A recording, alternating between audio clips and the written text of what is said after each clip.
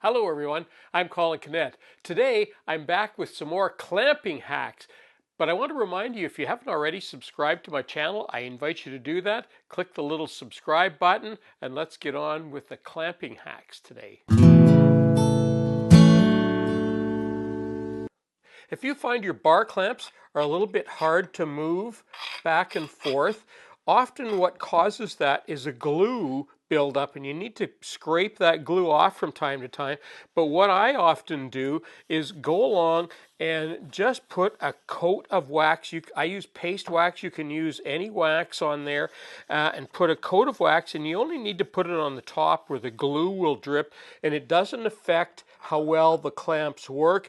It just stops the glue from sticking on there, or at least it makes it easier to take off when you take your wood off of there, and just kind of keep your clamps in even better shape. I've been struggling for a long time to find a decent place to hold my C-clamps. I used to store them under here. You may have seen me grabbing C-clamps, but look at where I've moved them to. Now they're only a step away from my bench, but look at, I've got them now hanging on this flat bar on my sander table. So there's the detail of that. Just a piece of flat bar, and I drilled holes in each side and just screwed it to the bottom of this sander stand. And now all of my clamps, I can put them on here by size.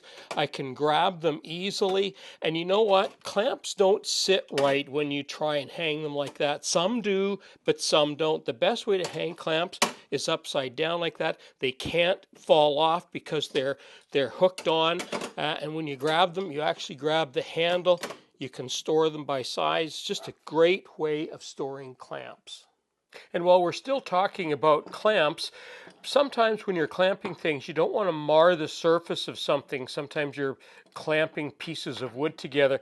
What I keep handy is, I buy these from the dollar store. These are just little rubber pads. You can peel them off. The ones that I prefer to use are these. I've already used a set of these off here. These are cork, and you know what? They just peel off and stick right on there. It only takes a second, so it doesn't interrupt. You don't have to go looking for things. And I just keep these handy right next to the clamps. And there's a great way of making all of your clamps anti-mar.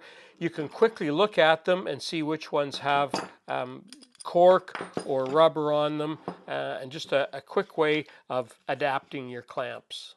Now here's something a lot of you will be interested. Adding a longer reach to your ordinary bar clamps.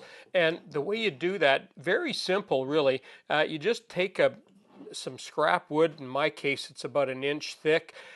Leave a little bit of room at the back because you want it to, the pressure of these pushing, you want the back of that clamp to be fairly substantial, but they work great.